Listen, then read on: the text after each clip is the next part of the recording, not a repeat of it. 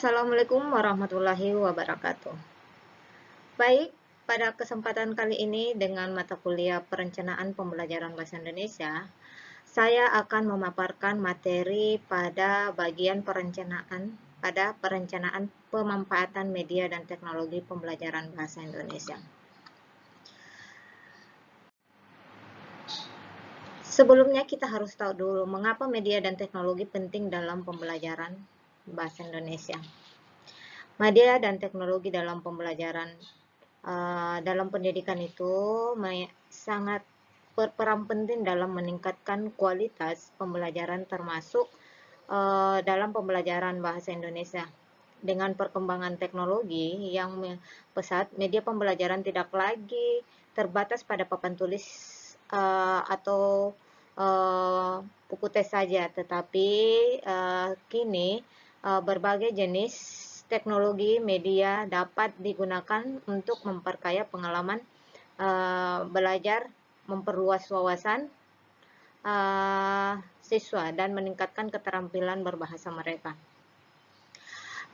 Kita ketahui di era digital ini, metode pembelajaran konvensional seringkali tidak lagi cukup untuk menarik perhatian dan mempertahankan minat siswa, terutama dalam pembelajaran bahasa Indonesia yang terkadang dianggap kurang menarik. Inilah mengapa integritas media teknologi itu menjadi krusial. Di sini, mengapa integritas media dan teknologi menjadi krusial? Ada beberapa poin. Yang pertama yaitu meningkatkan motivasi dan keterlibatan siswa. Media interaktif dan teknologi modern seperti video dan menggunakan aplikasi-aplikasi yang edukatif itu mampu mengubah suasana kelas menjadi menyenangkan.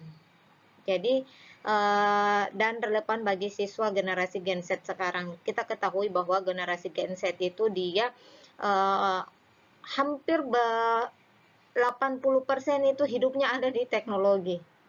Jadi kalau kita membuat sebuah media ataupun berupa video-video menarik atau kita menggunakan aplikasi yang edukatif tentang pembelajaran itu, insya Allah anak-anak atau siswa akan lebih tertarik lagi dalam pembelajaran. Terus yang kedua yaitu menyampaikan materi yang lebih konkret dan interaktif.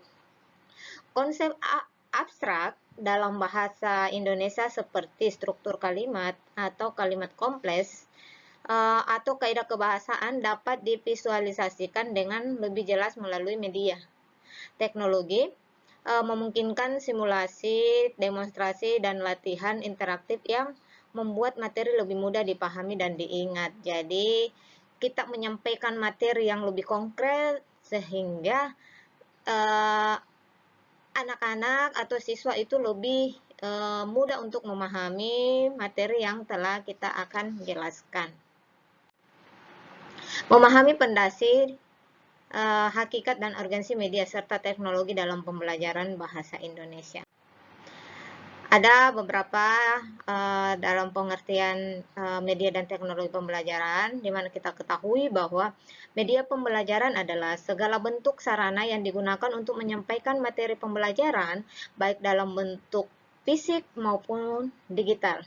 Menurut Arsat, tahun 2021, media pembelajaran mencakup segala alat dan bahan yang digunakan untuk membantu proses komunikasi antara pengajar dengan siswa guna meningkatkan efektivitas pembelajaran.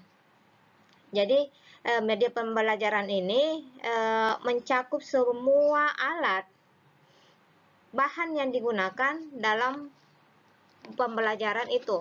Jadi media ini biasanya berupa gambar. Kita biasa dalam pembelajaran itu kita menggunakan berupa gambar, audio, video, atau perangkat lunak komputer atau bahkan alat peraga yang dapat mempermudah pemahaman materi pembelajaran.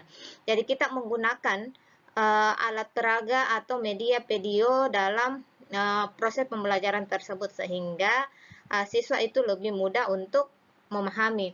Dengan demikian bahwa media dan teknologi pembelajaran mencakup berbagai sumber yang dapat mendukung dan memperkaya pembelajaran bahasa Indonesia, termasuk teknologi digital, media cetak, dan sumber daya interaktif yang lainnya. Adapun peran media dan teknologi dalam meningkatkan efektivitas pembelajaran bahasa Indonesia, yang pertama yaitu meningkatkan aksesibilitas dan keterlibatan siswa. Dengan adanya teknologi, siswa dapat mengakses materi pembelajaran bahasa Indonesia kapan saja dan di mana saja melalui perangkat digital. Misalnya, video pembelajaran di YouTube atau materi pembelajaran interaktif dari aplikasi mobile yang memberikan akses yang mudah bagi siswa untuk belajar secara mandiri. Jadi meningkatnya aksesibilitas dalam keterlibatan siswa ini, jadi siswa itu bebas untuk mengakses pembelajaran baik dari YouTube. Dan sekarang kita ketahui bahwa siswa sekarang itu rata-rata menggunakan gadget. Jadi dia dimanapun dia berada, dia bisa mengakses materi-materi yang telah kita berikan atau tugas yang kita berikan.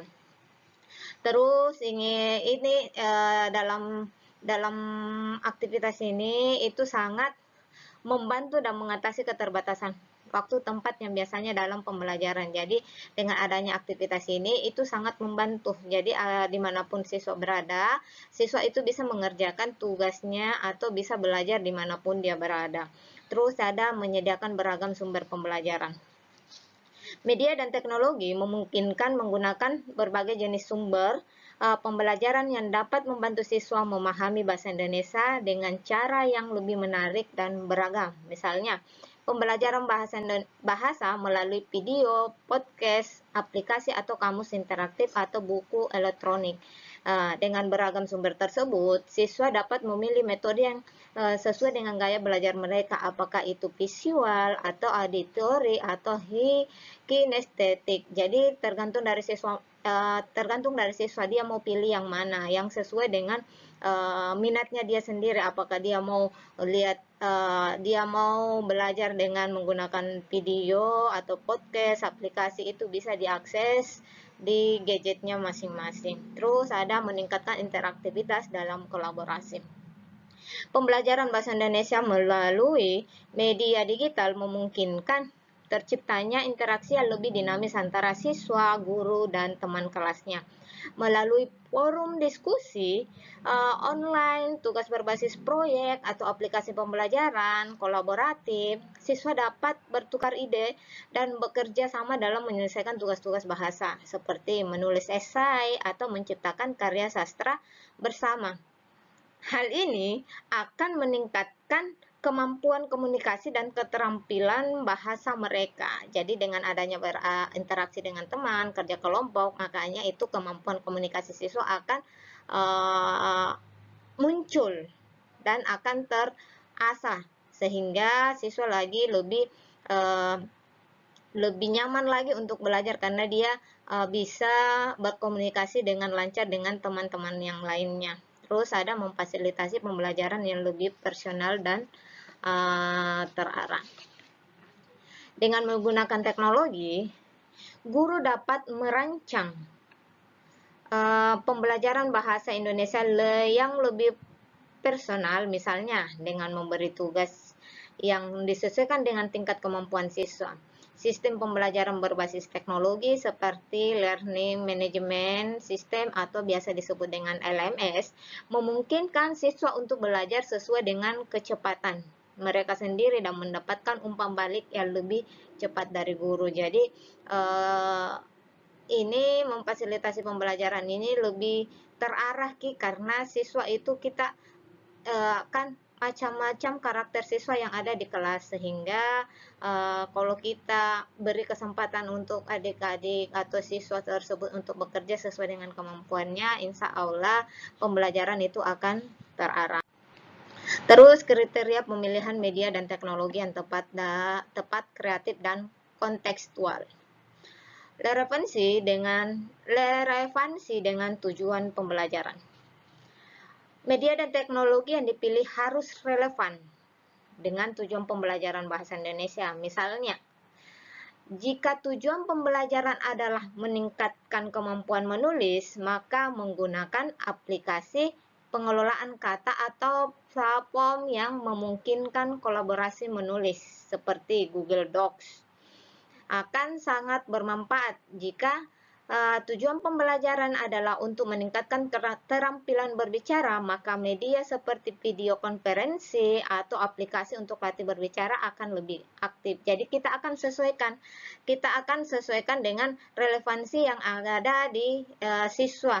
Apakah siswa ini tertarik dengan menulis, maka kita bisa arahkan dia ke pembuatan Google Docs, atau dia tertarik dengan berbicara, maka dia akan kita arahkan dalam pembuatan video konferensi. Terus yang kedua, aksesibilitas dan kemudahan penggunaan. Aksesibilitas media dan teknologi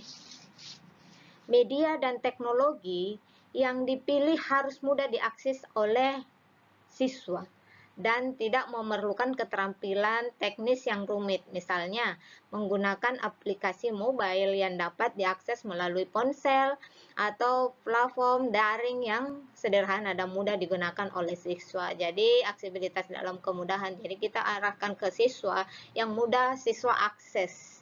Yang kalau kita sekarang itu siswa itu masing-masing punya handphone. Jadi kalau kita mau pembelajaran yang mudah, itu kita suruh saja siswa menggunakan HP-nya sendiri. Terus ada kreativitas dan inovasi. Media dan teknologi yang dipilih harus dapat mendorong kreativitas siswa.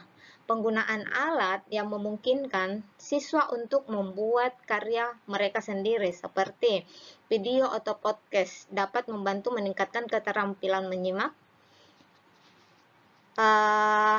meningkatkan keterampilan imajinasi siswa, serta kreativitas dalam penggunaan media dalam pembuatan pembelajaran lebih menarik dan tidak membosankan.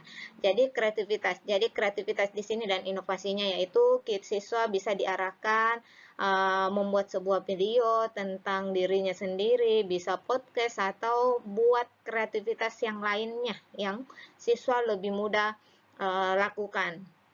Terus ada kontekstual dan sesuai dengan kebutuhan lokal.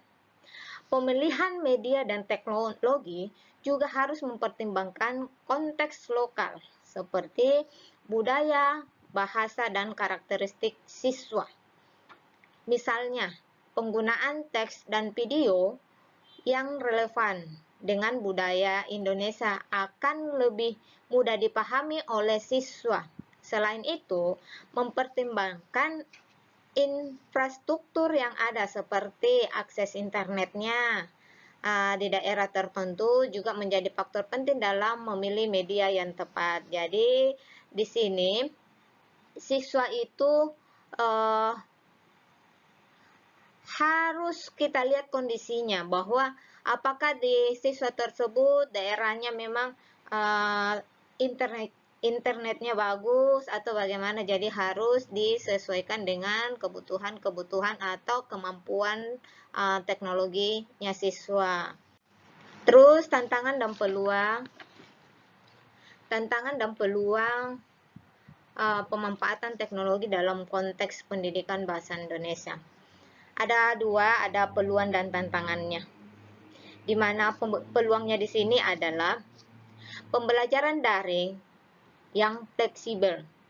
Jadi teknologi memberikan kesempatan untuk pembelajaran yang lebih fleksibel dan personal. Siswa dapat belajar di luar jam pembelajaran atau dalam lingkungan yang lebih nyaman bagi mereka. Akses kedua yaitu akses ke sumber belajar yang luas. Jadi internet dan teknologi memungkinkan siswa mengakses berbagai sumber belajar, termasuk materi dari berbagai negara atau bahasa yang dapat memperkaya wawasan dalam pembelajaran bahasa Indonesia. Yang ketiga yaitu meningkatkan kreativitas. Teknologi memungkinkan siswa untuk menghasilkan karya kreatif seperti video, blog, atau podcast yang dapat meningkatkan kemampuan bahasa mereka terutama dalam berbicara dan menulis. Terus yang keempat yaitu kolaborasi yang lebih luas. Teknologi membuka peluang bagi siswa untuk berkolaborasi dengan teman sekelasnya atau bahkan siswa dari negara lain atau di daerah lain, memperkenalkan mereka pada berbagai budaya dan memperluas pandangan mereka tentang bahasa.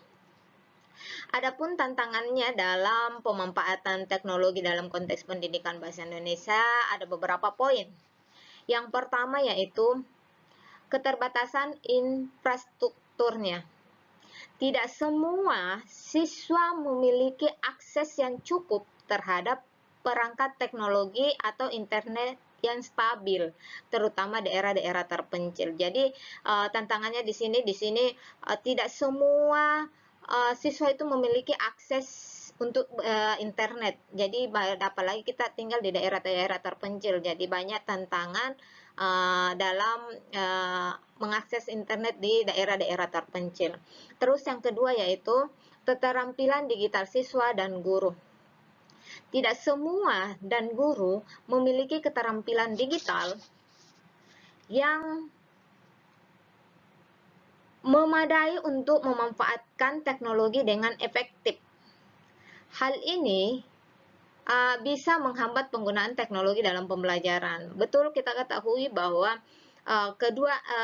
tantangan kedua ini masih banyak guru ataupun siswa yang masih gaptek dalam penggunaan teknologi. Nah, terus yang ketiga yaitu ketergantungan pada teknologi. Penggunaan teknologi yang berlebihan dapat menyebabkan siswa menjadi terlalu bergantung pada perangkat, sehingga mengurangi keterampilan berbahasa mereka secara langsung.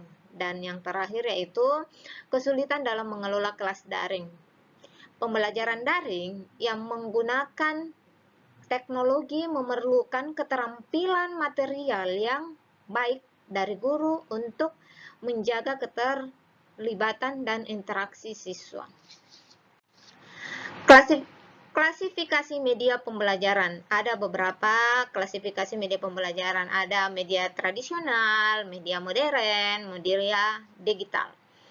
Di mana media tradisional merujuk pada media yang lama digunakan dalam pembelajaran, umumnya berbentuk fisik dan tidak melibatkan teknologi canggih. Media ini seringkali bersifat statis dan terbatas pada ruang kelas. Ciri-ciri dari media tradisional yang pertama yaitu bersifat sederhana dan mudah diakses. Yang kedua yaitu tidak memerlukan perangkat teknologi canggih. Dan yang ketiga, umumnya digunakan dalam kegiatan pembelajaran tatap muka. Adapun contoh dari media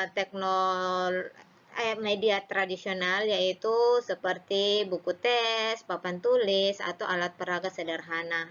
Jadi media ini tidak digunakan sejak lama untuk mengajar berbagai keterampilan bahasa.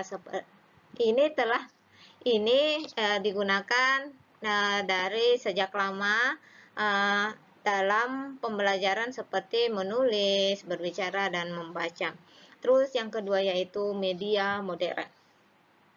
Media modern adalah bentuk media yang lebih maju dibanding dengan media tradisional.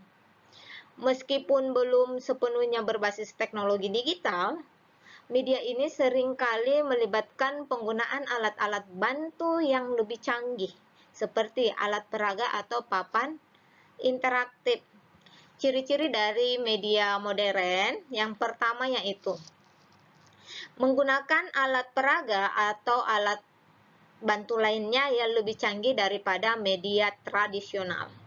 Terus yang kedua yaitu dapat meningkatkan kualitas pengajaran melalui visual dan simulasi. Contoh dari media modern dalam pembelajaran yaitu termasuk proyektor, kaset audio, atau video analog, analog, terus ada papan panel atau alat bantu yang lainnya. Alat bantu visual lainnya yang membantu guru untuk menyampaikan materi secara lebih jelas dan menarik. Terus ada media digital. Media digital adalah media yang memanfaatkan teknologi digital dalam menyampaikan seperti.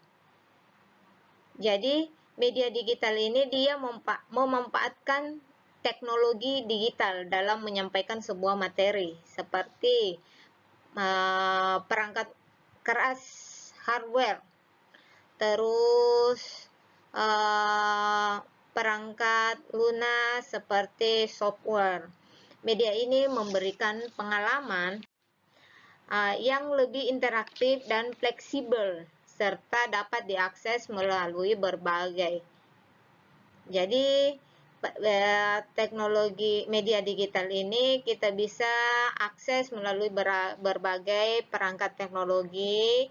Kita bisa akses dia di komputer, di tablet, atau di handphone. Jadi semua bisa pakai sekarang kalau media teknologi digital ini. Terus adapun ciri-ciri dari media digital ini yaitu dapat digunakan di perangkat elektronik. Terus yang kedua, memungkinkan penggunaan video, visual dan interaktivitas. Terus yang ketiga yaitu mempermudah distribusi materi secara daring atau online. Terus yang terakhir, dapat mengakomodasi pembelajaran jarak jauh atau blended learning. Jadi kita bisa belajar jarak jauh. Jadi contoh dari media digital ini seperti kita bisa buat video pembelajaran atau LMS atau AR atau VR gitu. Terus contoh media konvensional dalam pembelajaran bahasa Indonesia. Yang pertama ada papan panel, terus gambar, media cetak. Contoh ini adalah media konvensional yang digunakan oleh guru dalam proses pembelajaran. Papan panel ini alat tradisional untuk menyampaikan materi pembelajaran melalui gambar ataupun kertas-kertas, potongan kertas dalam bentuk huruf atau gambar yang dapat dipasang di papan panel. Media ini cocok digunakan untuk mengajarkan kosakata atau kalimat atau membuat cerita dalam pembelajaran bahasa Indonesia. Terus yang kedua ada gambar. Gambar adalah salah satu media yang paling sederhana dan sering digunakan dalam pembelajaran bahasa Indonesia. Baik untuk mengajarkan kosakata, pembendaharaan kata, atau untuk memfasilitasi pemahaman teks. Gambar memberikan stimulasi visual yang dapat membantu siswa dalam menghubungkan kata dengan maknanya. Terus ada media cetak. Buku teks atau majalah, koran, atau yang lainnya adalah contoh media cetak yang digunakan dalam pembelajaran bahasa Indonesia. Media cetak dapat membantu siswa dalam membaca dan memahami teks, serta mengembangkan keterampilan menulis melalui kegiatan menulis, esai, artikel, atau sebuah cerita. Terus ada contoh media digital dan inovatif dalam pembelajaran bahasa Indonesia. Ada yang pertama yaitu video pembelajaran. Video pembelajaran adalah salah satu media yang sangat efektif dalam mengajarkan bahasa Indonesia. Dengan video, siswa dapat melihat visualisasi dari topik yang dipelajari. Misalnya, dalam bentuk tutorial atau cerita pendek atau wawancara. Jadi kita bisa videokan aktivitas-aktivitas yang kita lakukan. Video dapat memperkenalkan kosakata baru atau membantu siswa dalam memahami struktur bahasa secara lebih menarik dan dinamis. Terus ada aplikasi edukatif. Aplikasi edukatif menyediakan berbagai macam latihan dan permainan yang mendukung pembelajaran bahasa Indonesia. Misalnya, aplikasi yang mengajarkan kosakata. Struktur kalimat atau tata bahasa dengan menggunakan gamifikasi sehingga siswa dapat belajar cara yang menyenangkan. Contohnya, aplikasi edukatif yang dapat digunakan dalam pembelajaran bahasa Indonesia yaitu seperti Duolingo, Denrise, dan Kahoot. Terus ada LMS, Learning Management System. LMS adalah platform digital yang memungkinkan guru dan siswa untuk berinteraksi dalam ruang belajar virtual. Melalui LMS, materi pembelajaran dapat dibagikan, tugas dapat dikerjakan secara daring, dan interaksi antar siswa dan guru dapat dilakukan dengan mudah. Contohnya, LMS yang banyak digunakan adalah seperti yang sekarang biasa guru gunakan, yaitu Google Classroom, Moodle, atau Edmodo. Terus ada AR dan VR, virtual realita dan augmented realita. Teknologi AR dan VR semakin banyak digunakan dalam pembelajaran untuk menciptakan pengalaman yang lebih imersif. Misalnya, dengan menggunakan AR, siswa dapat melihat objek-objek yang berkaitan dengan pembelajaran bahasa Indonesia dalam bentuk 3 dimensi. Dengan VR, siswa dapat masuk ke dalam dunia virtual yang mendukung pembelajaran bahasa serta seperti bisa berkunjung ke tempat-tempat bersejarah dalam cerita rakyat atau mendengarkan ceramah dari tokoh-tokoh terkenal dalam bahasa Indonesia. Terus ada penggunaan platform digital dalam pembelajaran bahasa Indonesia. Penggunaan platform digital ini yang biasa kita gunakan itu sekarang itu ada Canva, Google Forms, dan Quizy. Jadi di sini ada Canva. Canva itu adalah platform desain grafis online yang dapat digunakan untuk membuat berbagai media pembelajaran visual, seperti kita bisa buat poster, infografis, dan materi presentasi. Dalam pembelajaran bahasa Indonesia, guru dapat menggunakan Canva untuk membuat materi pembelajaran yang menarik seperti poster tata bahasa, peta konsep, atau materi visual yang lainnya. Terus ada Quizzes. Quizzes adalah platform pembelajaran yang berbasis kuis yang memungkinkan guru untuk membuat kuis interaktif yang dapat digunakan untuk menilai pemahaman siswa terhadap materi bahasa Indonesia. Kuis ini dapat dimainkan secara individu ataupun kelompok dan memberikan umpan balik langsung kepada siswa. Terus ada Padlet. Padlet adalah platform digital yang memungkinkan siswa dan guru untuk berbagi dan berkolaborasi dalam sebuah papan virtual. Siswa dapat menulis komentar, menambahkan gambar, atau berbagai video dalam forum diskusi.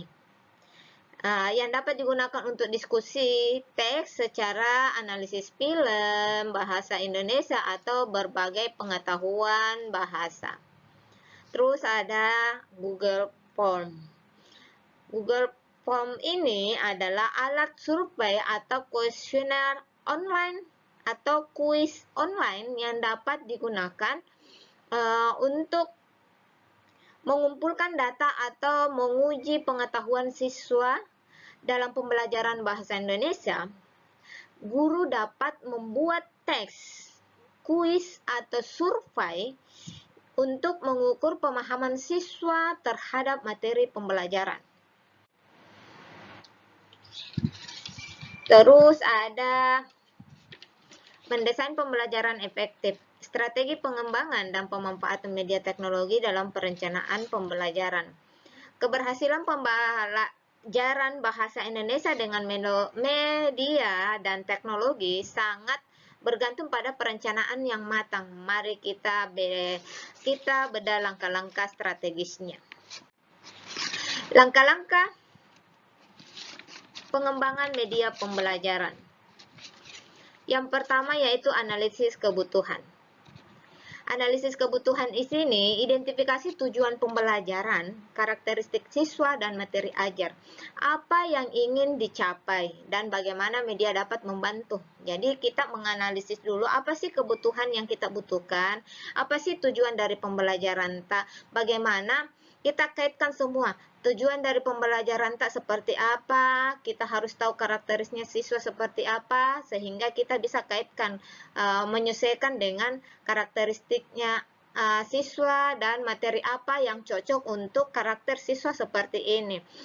Dan kita juga menentukan apa sih yang akan kita capai dan media apa yang kita gunakan supaya pembelajaran itu berhasil. Terus yang kedua, perancangan desain. Kita buat sebuah storyboard atau sketsa media, tentukan format atau konten interaksi dan elemen visual yang audio. Jadi kita sebagai guru harus merancang media apa yang cocok untuk adik-adik siswa supaya adik-adik itu tertarik. Jadi kita harus membuat sebuah desain video atau perancangan metode apa sih yang kita gunakan supaya pembelajaran yang kita ajarkan itu berhasil. Siswa itu bisa tertarik dengan pembelajaran yang kita ajarkan. Terus ada produksi. Mewujudkan desain menjadi media jadi, baik secara mandiri, misalnya membuat video sederhana, atau dengan bantuan profesional. Jadi kita produksi, jadi kita membuat sebuah media itu menciptakan sebuah media atau membuat sebuah video yang bisa dijadikan sebagai pedoman untuk pembelajaran.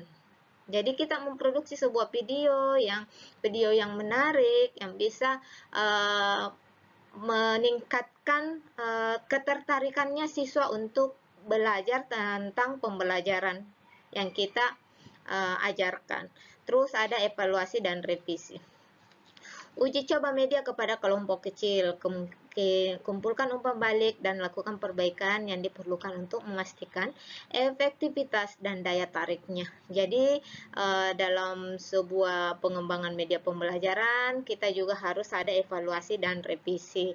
Dari evaluasi itu kita bisa kumpulkan apa sih yang kurang, apa sih yang perlu diperbaiki. Jadi dari evaluasi itu, dari penilaian-penilaian kita revisi, oh bagian medianya pembelajaran ini kita menggunakan media ini supaya adik-adik itu masih kurang tertarik, kita harus kembangkan lagi media apa sih yang lebih menarik lagi sehingga adik-adik siswa atau siswa kita itu tertarik dalam pembelajaran itu.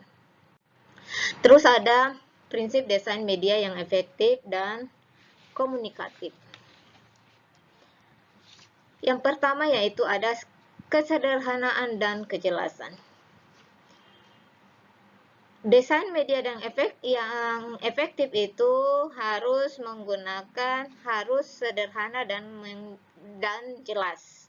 Media pembelajaran itu harus sederhana dan jelas agar siswa tidak bingung dalam menggunakannya. Misalnya, jika menggunakan video tersebut harus memiliki narasi yang jelas dan tidak bertele-tele. Jadi harus jelas video yang kita buat. Desain visual itu juga harus mudah dipahami antara elemen yang berlebihan yang bisa mengganggu pemahaman siswa.